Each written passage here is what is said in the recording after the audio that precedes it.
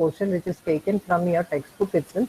And first, before going to learn what is actually the TWT, we'll just compare TWT with the klystron structure. Basic differences. We have already learned about flex klystron and klystron amplifier. So the basic differences between TWT and klystron are that first difference is that in TWT the microwave circuit is non-resonant, whereas in the other device, that is klystron, it is resonant, and the wave propagates with the same speed as the electrons in the beam. Here also velocity modulation, which causes current modulation, that is occurring just as in the case of klystron, but some major differences are there. That is, the first difference is that the interaction between electron beam and the applied signal. RF field means the applied signal.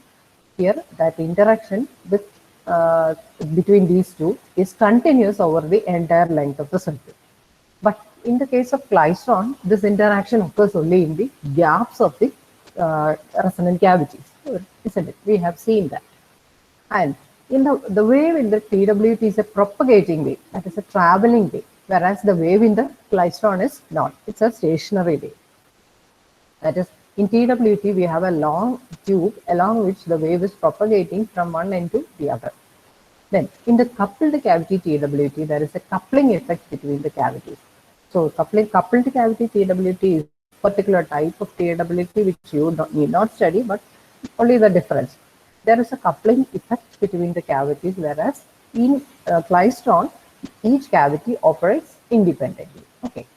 So, actually, the structure for a helix TWT consists of a long structure known as a slow wave structure. So, that important point to be noted here is that here in TWT, what we have is known as a slow wave structure. Okay, slow wave structure. So, what is a slow wave structure? That's our topic now. We have to see briefly about slow wave structures before learning in deep about TWT. Okay. So, first let us go to slow wave structure. Slow wave structures are given as another section in underneath the heading TWT itself. So here you have it's a very important portion. You will be asked to explain the importance of or what are slow wave structures. So slow wave structures, from the name itself, you can understand their function is to slow down the wave. That is, both as at very high operating frequency, both the inductance and capacitance of the resonance circuit must be decreased in order to maintain resonance at the operating frequency, isn't it? They cannot be allowed to increase without limit. So they have to be decreased because but at the same time, the gain bandwidth product is limited by the resonance circuit. The ordinary that is the ordinary resonator cannot generate a large output. So several non-resonant periodic structures or slow wave structures are designed for producing large gain over a wide bandwidth. So such structures which are designed to produce or so as to slow down the wave, they are designed for producing large gain over wide bandwidth. Such structures are known as slow wave structures. And see some typical structures of slow wave structures that are used, typical shapes of slow wave structures that are used are shown here.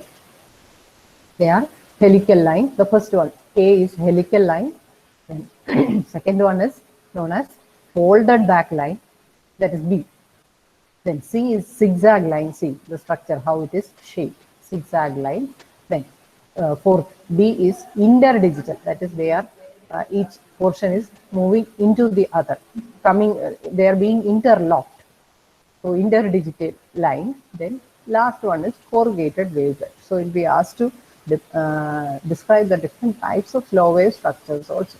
So these are the various slow wave structures in which the first one, of course, we are going to study. It's a helical structure, helix-like, see, spiral shape. So such a structure is used in our helix TWT. So these are special circuits that are used in microwave tubes to reduce the wave velocity in a certain direction so that the electron beam and the signal wave can interact. They are used to deliberately bring down the wave velocity, propagating wave in a certain direction so that the electron beam and that wave can interact. So the phase velocity of a wave in ordinary waveguides is greater than the velocity of light in vacuum. That we have learned in applied electromagnetic theory. Phase velocity Vp, it becomes by ordinary case, the wave velocity is equal to velocity of light. In vacuum, it is 3 into 10 to the power of 8 meter per second. But in the case of when it is propagating in a waveguide, its phase velocity becomes greater than this value. Theoretically or practically, attainable maximum velocity is, of course, the velocity of light. But according to the phase velocity concept, it is greater than that of the velocity of light in vacuum. So in traveling wave, the electron beam is not having a velocity as high as that of the propagating wave. So in order to bring down the phase velocity of the propagating wave, so that they can interact, we use the slow wave structure. So in propagating through these complicated structures, the phase velocity of the microwave signal is brought down so that the electron beam and this applied wave can interact. So several types of are used, among which the most common one is the helical wave structure. So it is the commonly used one is helical coil with a concentric conducting cylinder that's shown in the figure. And in such a helix, it can be shown that, see, look at this figure. This is a helical structure. See, certain markings are made. See, what is P? P is the difference between the centers of any two turns of the helical coil. See, രണ്ട് turn എടുത്തു കഴിഞ്ഞാൽ അത് തമ്മിലുള്ള difference ആണ് P. അതേപോലെ ഈ diameter, ഈ സിലിണ്ടറിന്റെ ഡയമീറ്റർ ആണ് D. So when you draw this triangle like this with P and pi D. Pi D is the circumference of the coil, helical coil. So pi D will be one side of the right angle triangle. P will be the base of the right angle triangle. Then that angle between them is denoted as psi. So the hypotenuse will be root of pi, P square plus pi D whole square. Okay, that is upon the helical structure only. And in this case, when P is also known as the helix pitch. That is the difference between any two, distance between any two turns. It's helix pitch. Then D is the diameter of the helix and psi is known as the pitch angle. Okay, that is angle between this P and pi D. Okay, helical and pitch angle. So in this case, the velocity, phase velocity Vp to the that is phase velocity Vp along the pitch to the phase velocity along the coil. Phase velocity along the pitch, that is between two turns, to the phase velocity along the coil, that's within the coil. It is given by Vp by C is equal to P by root of P square plus pi D square, and that is also equal to sine psi. Taking sine of the pitch angle, you get P by root of P square plus pi D whole square, and that is equal to ratio of the two velocities Vp by C. So in general, the helical coil may be within a dielectric filled cylinder. Instead of placing it inside air, this can be filled with a dielectric. The cylinder can be filled with a dielectric. So in this case, the phase velocity in the actual direction is expressed as Vpe is equal to, that is Vp by C. എന്നുള്ളതിന്റെ പകരം എന്തെഴുതാം? Vp by C is equal to P by root of P square plus pi D whole square എന്നായിരുന്നു. അതിന് പകരം C is equal to 1 by root of mu epsilon. ഈ relation നിങ്ങൾ പഠിച്ചാണെന്ന് കരുതുന്നു അല്ലേ? Where mu is 4 pi into in free space 10 raised to minus 7, epsilon is equal to 8 into 10 raised to minus 12. അപ്പോൾ ഇത് multiply ചെയ്ത് അതിന്റെ സ്ക്വയർ റൂട്ട് എടുത്ത് അതിന്റെ റെസിപ്രോക്കൽ എടുത്തു കഴിയുമ്പോൾ കിട്ടുന്ന വാല്യൂ ആണ് 3 into 10 raised to 8 meter per second. അതാണ് വെലോസിറ്റി ഓഫ് ലൈറ്റ്. അപ്പോൾ ഈ സിക്ക് വരെ നമ്മൾ 1 by root of mu epsilon നമുക്ക് എഴുതാം. So Vp by C. when it is, this is for free space, when mu is equal to mu 0 and epsilon is equal to epsilon 0 ആയിരിക്കും. That is for free space case. This is for free space. But if it is filled with a dielectric, then mu is equal to mu 0 mu r, epsilon is equal to epsilon 0 epsilon r. That is, if it is magnetic and it is a dielectric. Okay, in such a case, it will be different. Otherwise, for free space, it is 1 by root of mu epsilon. Okay. Right. So coming back to here, when it is filled with a dielectric, then Vp C by root of mu epsilon. That is Vp is equal to C into P by, it is, when it is filled with a dielectric, it is Vpe is equal to C into P by root of P square plus pi d whole square. Okay. So what is C? It is 1 by root of mu epsilon. So it's equal to P by root of mu epsilon into P square plus pi d whole square. Okay. That's how it comes. So that's what is written here. That velocity of light term is also included. If the dielectric constant is too large, the slow wave structure may introduce considerable loss to the microwave devices, thereby reducing their efficiency. For a very small pitch angle, the phase velocity along the coil in free space is approximately represented as, that is, when pitch angle psi is very small, we can approximate this to P.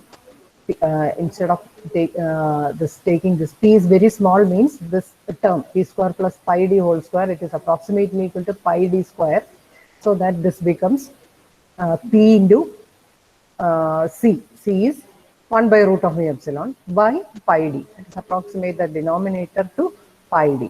So you get Pc by pi d, which is again equal to omega by beta. You know, it is angular frequency by phase constant, phase velocity. Okay, so that is yet another relation. Then the group velocity is what we define as d by d beta of omega. Group velocity of the wave is the slope of the curve omega beta curve, where omega beta curve is obtained from, that is Vp. Vp is equal to omega by beta, and when you differentiate d omega by d beta, you get another velocity known as the group velocity. Okay. So all that is coming here. Now that is all you need for slow wave structures. Now here we have certain mathematical equations which you can avoid, need not study for the time being. Okay. So now we have seen what are slow wave structures, and now let us go back to the theory for the traveling wave tube, helix traveling wave tube. This is how the traveling wave tube will look like. This is the structure which you have to draw. Okay. Let's see. So here in this PPT, you have some notes for slow wave structures, but you need not learn from this because you are already given in detail in your textbook. Textbook തന്നെ ഇത് പഠിച്ചു കഴിഞ്ഞാൽ മതി. കണ്ടോ, ഇത് തന്നെ structures ഒക്കെ ഒന്ന് വരച്ച് കാണിച്ചിട്ടുണ്ട്, അത് തന്നെ ഉള്ളൂ. So this is our structure. Hope you can see. This is the internal diagram for our helix TWT. So let us see. So traveling wave tube. First, you have seen about the main differences between Klystron and the TWT. Now we have and we have seen about the slow wave structures, and now the structure of TWT. See, this is the TWT structure, or we'll take the other one here in the textbook.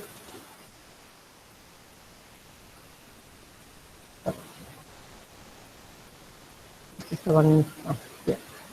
So this is taken from the textbook itself. See, main parts are a helical coil kept inside a cylinder. This is the helix traveling wave tube at the center, helix. And on both sides of the helix, you have permanent magnets, which are focusing magnets. Electron beam is focused using these two magnets. And at the end, you have a heater connected to cathode, which emits the which when heated emits the electron beam, and there is the anode which attracts the electron beam. So from this end, the electron beam is emitted. They are traveling down through the coil, and at the you have a collector which collects the electron beam. So here you are giving the RF input to the helical coil at one end, and the amplified output is taken at the other end. So RF input and RF output are shown here. Then here we have the voltage supplies, gain or modulation control voltage, the regulated beam supply, then collector supply. All these are needed to power the different portions. Then another simplified format is shown here down in the second figure. So these two figures you have to learn to draw. When you are asked to draw the working of the TWT, the first figure and the second figure. The second figure does not show all the voltage sources. So the first figure actually includes the all parts. That is, supply voltages needed to bias certain parts like cathode, anode, then collector, regulated bead supply, etc. Okay. Now the second figure, it shows the actual where you can explain the actual working of the circuit. So here at the end, you have the electron gun which emits the electron beam. Cathode is surrounding that electron gun. After which you have the anode. From the electron gun, inside the cathode, you have the heated electrode which emits the electron. Then from there, it is attracted towards the anode, which has a gap through which the electron beam can pass. Then from there, it is coming to the helical coil. So here, this is the long coil, which is actually the traveling wave tube. So this helical coil, at one end you have the RF input, at the other end you have the RF output. Okay. So on both sides of the helix you have a magnetic focusing structure which focuses the beam to a collector. At the end you have the collector which collects the remaining electron beam. So what happens here? The working can be explained in simple words, the slow wave structure. So explanation of the structure is as you can find out from the figure itself.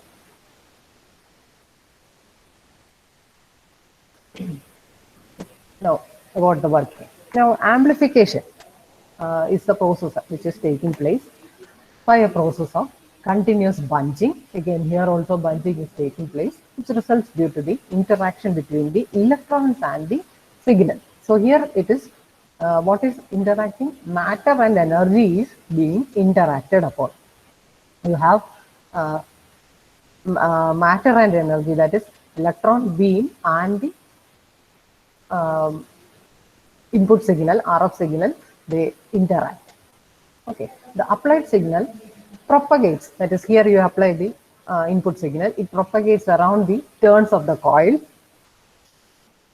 turns of the helix, and it will produce an electric field at the center of the helix and directed along the helix axis. That is, along this helix axis, it will produce another electric field, the input signal which is applied. It is also propagating. So the actual electric field propagates with a velocity that is very close to the velocity of the light multiplied by the ratio of the helix pitch. Okay. So Vp by C, Vp by C equation. So it is having a velocity which is very close to velocity of light multiplied by the ratio of helix pitch to the helix circumference. Okay, that Vp. So when the electrons enter the helix tube, an interaction will take place between the moving actual electric field and the moving electrons. The electrons entering the helix at the zero field, they will not be affected by the wave, and those that are entering at the accelerating field are accelerated, and those at the retarding field are decelerated. So this slow wave structure already slows down the wave so that it is now comparable to the velocity of the electron beam. What is the velocity of the electron beam? 0.593 into 10 raised to 6 into root of VDC, whatever DC voltage we are applying, that will be the velocity of the electron beam. So we are bringing down the velocity of the input signal or the axial electric field inside the coil to that value, so that these two can now interact. And when the interaction takes place at the zeros of the axial electric field, there will be zero interaction. Then when the electric field is going up, that is at its positive peak, then the electron beam will be accelerated. Then otherwise, when it is interaction is at the negative maximum, it will be decelerated. That is how it takes place. And as the electrons travel further along the helix, they bunch at the collector. Now, that previous type of bunch which we have learned, here also those electrons that are, even though they are emitted at different times, they can bunch together because either they are slowed down or they are being accelerated. They will form into bunches, and each electron in the bunch will encounter a stronger retarding field than the electrons, and then the electrons will be transferring the energy to the wave on the helix. When these bunches, they at each interval, these electron beam, when they come and strike the axial electric field, they will transfer their extra energy, higher energy, to the input field that is applied, and the input signal which is getting amplified. That process takes place here also. So velocity modulation and bunching are again here occurring here. So that explanation is given here. See, the bunch continues to be more compact, and a larger amplification of the signal voltage occurs at the end of the helix. The magnet produces an axial magnetic field to prevent spreading of the electron beam as it travels down the tube. An attenuator placed at the center of the helix reduces all the waves traveling along the helix to nearly zero, so that the reflected waves from mismatched loads can be prevented from reaching the input and causing oscillation. So attenuator and magnet, that is their use. The bunched electrons emerging from the attenuator induce a new electric field with the same frequency. And this field in turn induces a new amplified microwave signal on the helix. Okay. So the motion. Now we have to learn about certain equations regarding the helix TWT and some important formula for doing problems from the helix TWT. Okay, that's some certain formula are there, which I hope you have taken the photocopy of the notebook. So it is there. So you have to learn all those important formula in TWT. It is given under that section. I'm not writing them again here. Just learn by heart all those formula. That is gain parameter, output power, for propagation constants, all those. From them problems have been asked. Even though you are not expected to learn their derivation, you can learn the formula. Okay. There's no derivation for those formula. Important formula in TWT. Under that heading, I have written down certain formula. And some problems also. They are worked out in that notebook. Just learn them, how using those formula, how you can do them. Okay. Please refer to that notebook. It is given in your textbook only. It is occurring here. See, I'll show you where it is coming in the textbook.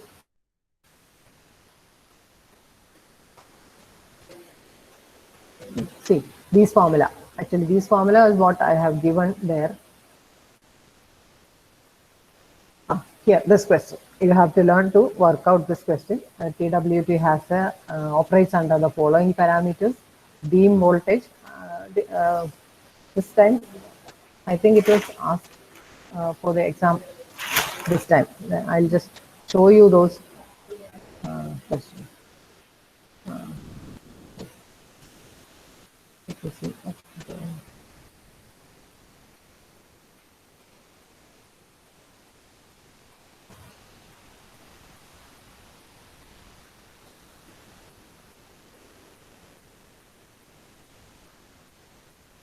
Can you see? This is electromagnetic theory. How many of you did write your supplementary exam? I hope it was easy. This is the AET question paper. I just found it today and I have taken a copy. We'll discuss it later. So this is the question paper. See, the question which has been asked. which we worked out last time. See, same question is coming here in this time, just now, some few days back, the supplementary exam which was conducted. See, that question was asked, reflex klystron, same thing from your textbook. So always be careful to learn that. Another one was two cavity klystron amplifier. That was also asked. It is also worked out in your textbook. So please remember to learn that. Okay. And hope, thankfully here, the TWT has not been asked. So we can leave that.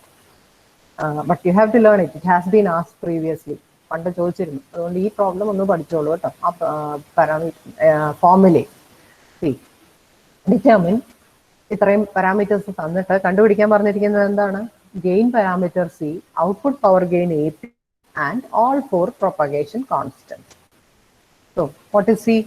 Gain parameter C, its formula is given I naught Z naught by 4 V naught, and you will be given I naught തന്നിട്ടുണ്ട്, Z naught തന്നിട്ടുണ്ട്, V naught തന്നിട്ടുണ്ട്. അപ്പോൾ അതിൽ നിന്ന് just കണ്ടുപിടിക്കുക C. രണ്ടാമത്തത് A P. A പിയുടെ ഫോർമുലയാണ് -9.54 plus 4.7 N C. അപ്പോൾ അതും ഡയറക്റ്റ് ആയിട്ട് കണ്ടുപിടിക്കാം. ഓക്കെ, എൻ സി ഒക്കെ തന്നിട്ടുണ്ട്. സിയെ നമ്മളിപ്പോൾ കണ്ടുപിടിച്ചു. Then 4 propagation constants. ഇതിനൊന്നും ഡെറിവേഷൻ പഠിക്കണ്ട, ജസ്റ്റ് ആ ഫോർമുല ഒന്ന് കാണാതെ പഠിച്ചു വെക്കുക. കാര്യം ഈ പ്രോബ്ലം മോസ്റ്റ് പ്രോബ്ലി നിങ്ങൾക്ക് കിട്ടാൻ ചാൻസ് ഉണ്ട്. കഴിഞ്ഞ തവണയൊക്കെ ചോദിച്ചിരുന്നു. അതുകൊണ്ട് ഈ പ്രോബ്ലം ഒന്ന് പഠിച്ചു വെച്ചേക്കാം. ഓക്കെ, ചെയ്ത് കഴിഞ്ഞാൽ ആർക്കും അത് ഈസി മാർക്ക് വാങ്ങാവുന്നതുകൊണ്ടാണ് ഞാൻ നേരത്തെ പറഞ്ഞിരുന്നത്. അപ്പോൾ അതിനകത്ത് എന്തായാലും പുസ്തകത്തിൽ വർക്ക്ഔട്ട് ആയിട്ടുള്ളത് ചോദിക്കത്തുള്ളൂ. അപ്പോൾ അതൊന്ന് പഠിച്ചേക്കാം. പക്ഷേ ഇതിനകത്ത് നമുക്ക് TWT കുറച്ച് ഡെറിവേഷൻസ് നമുക്ക് പഠിക്കാനുണ്ട്. അത് നമുക്ക് നോക്കാം എന്തൊക്കെയാണ് തിയറി എന്ന് ചോദിക്കാന്നുള്ളത്. Let us see.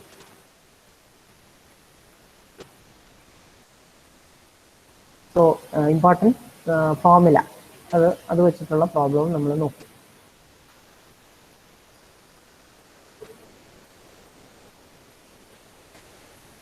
So this is the portion which we have to see. Working first we have seen how bunching takes place then. So your question will be, show that the magnitude of velocity fluctuation of the electron beam is directly proportional to the magnitude of the axial electric field in helix TWT. That will be your question. Its derivation is starting from here. So what is your question? It's an important derivation. Show that the magnitude of velocity fluctuation of electron beam is directly proportional to. So once you have learned the working and about the slow wave structures, the next important portion from TWT is this, is directly proportional to the magnitude of the axial electric field in the TWT.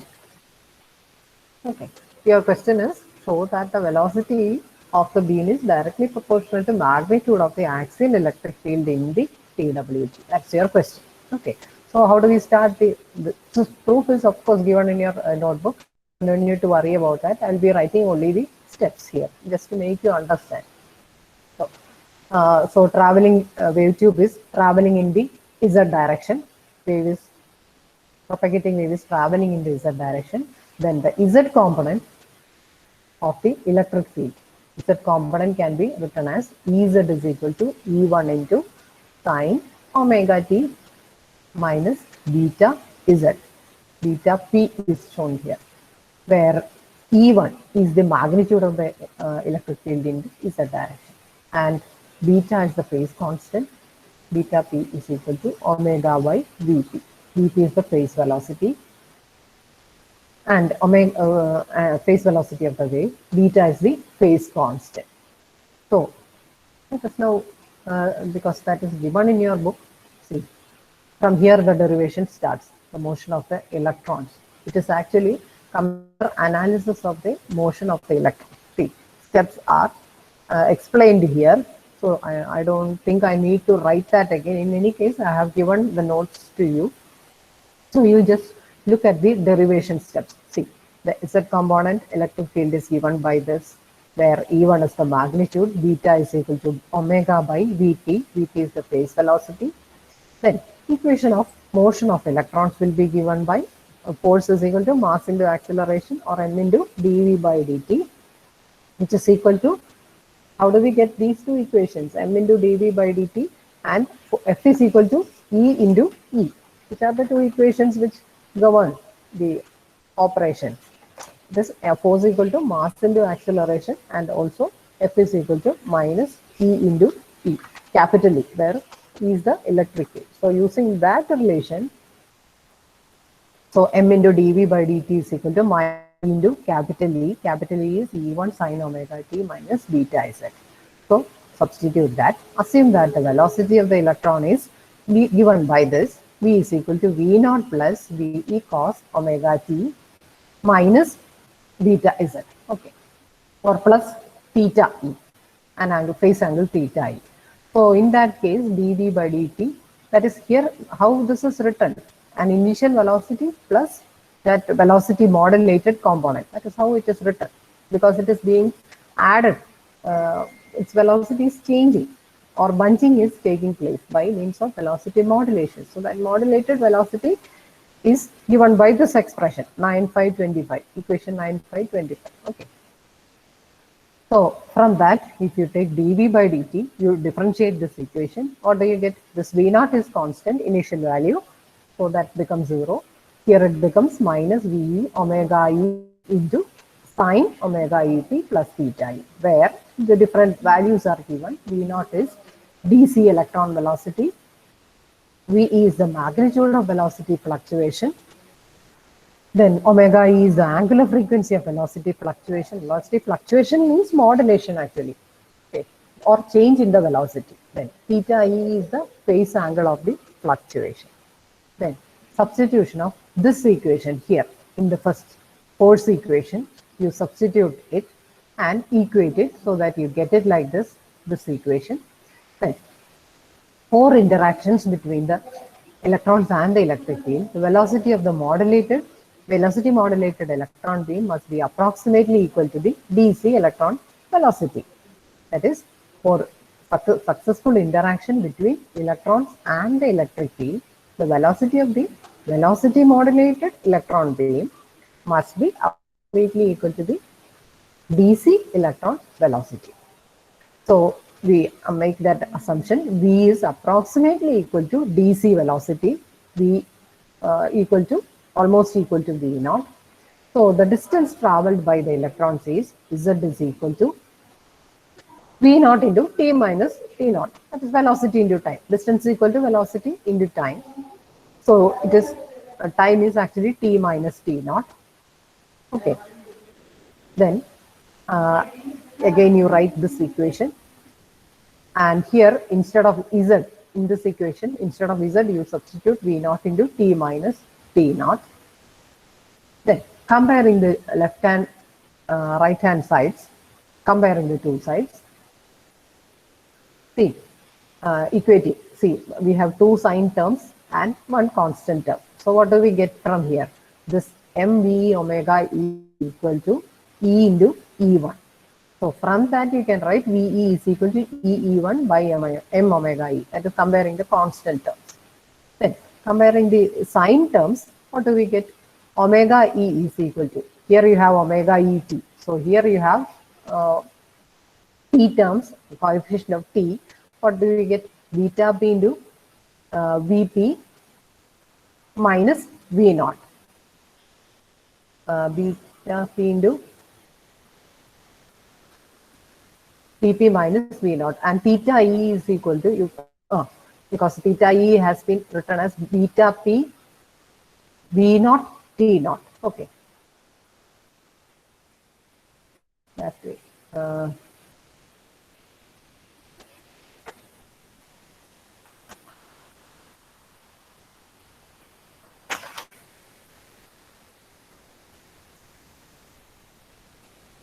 VE omega E into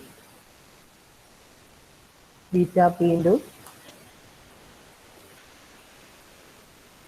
So comparing the two sides, you just write V beta P into Vp minus V naught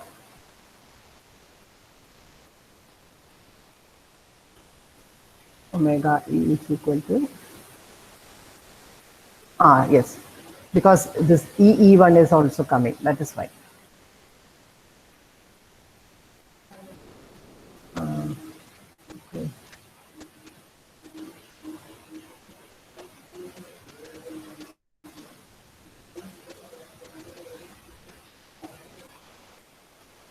Omega T minus beta P into V naught T. That is right.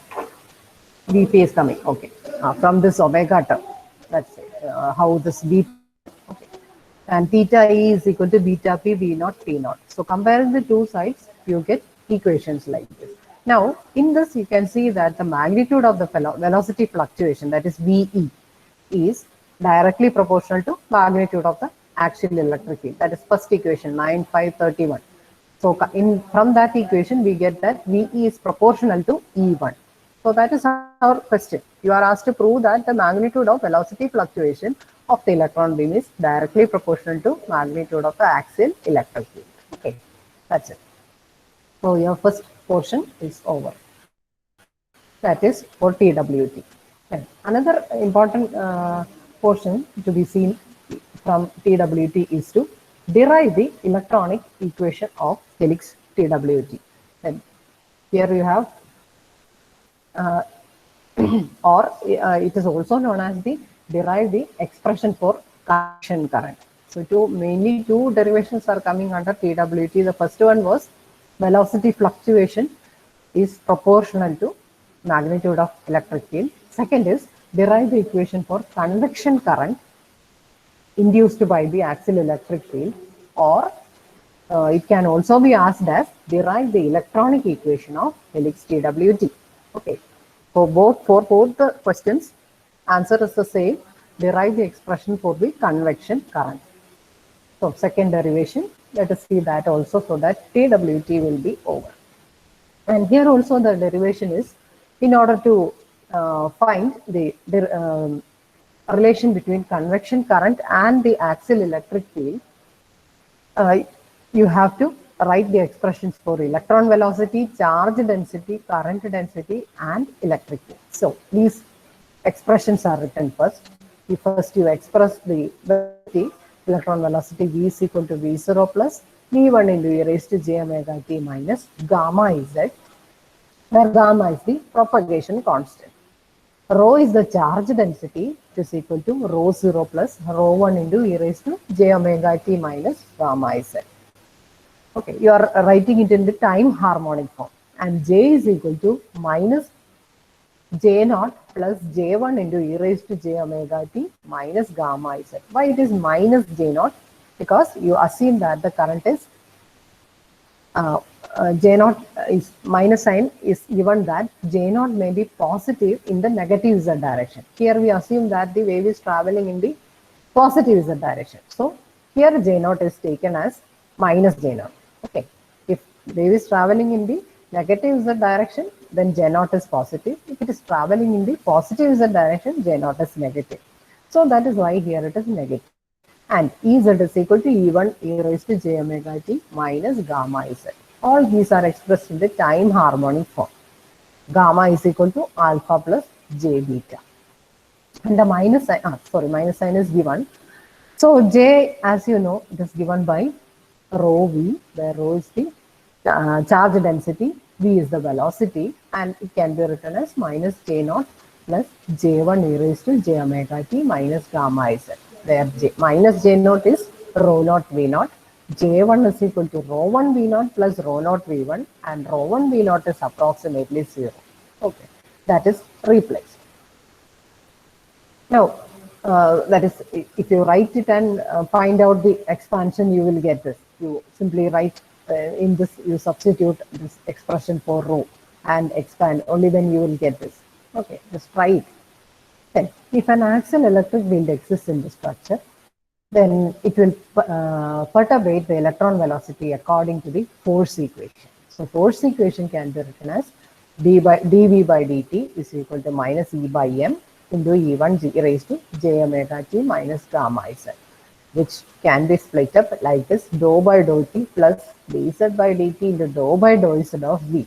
That is, we split this d by dt into like this, which is equal to j omega minus gamma v naught into v1 into e raised to j omega t minus gamma z. You find dou by dou t of v, then dz by dt into dou by dou z of v, where v is this expression. Okay, അതിൽ നിന്ന് കിട്ടിയതാണ് ഇത്. ഇത് ചെയ്തു കഴിയുമ്പോൾ കിട്ടുന്നതാണ് ഈ equation, where dz by dt has been replaced by v naught.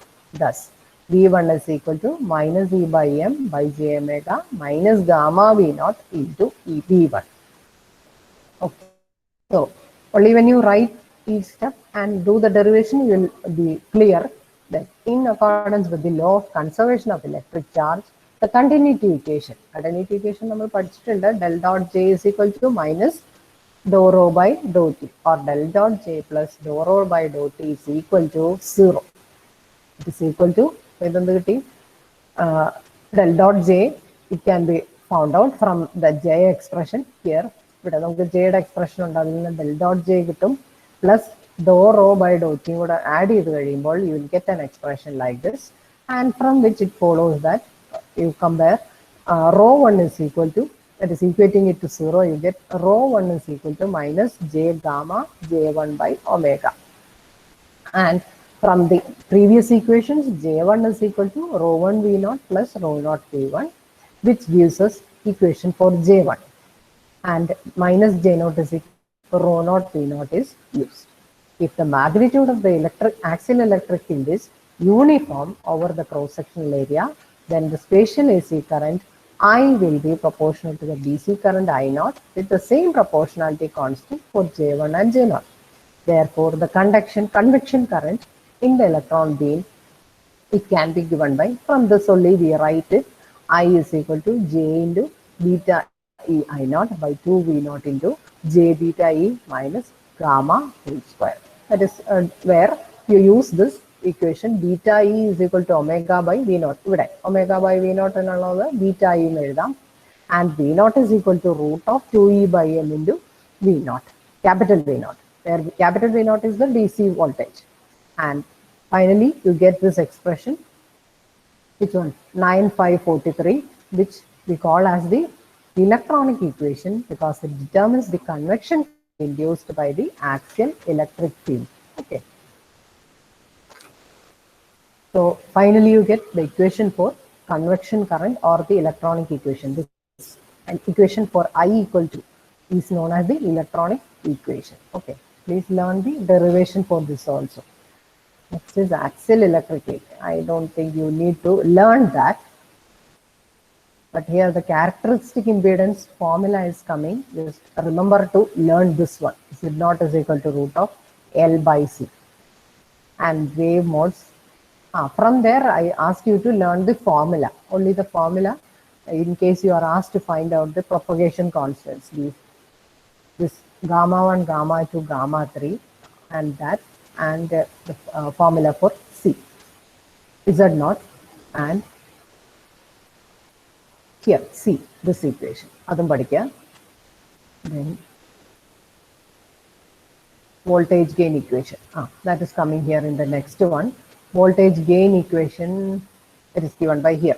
AP is equal to minus 9.54 plus 47.3 NC. അത് നിങ്ങളോട് ഡെറൈവ് ചെയ്യാൻ ചോദിക്കില്ല, പക്ഷേ ഈ പ്രോബ്ലം ചെയ്യാൻ വേണ്ടി ഈ ഇക്വേഷൻസ് ഒന്ന് കാണാതെ പഠിച്ചിരിക്കാം. അത്രയേ ഉള്ളൂ TWT-യിൽ.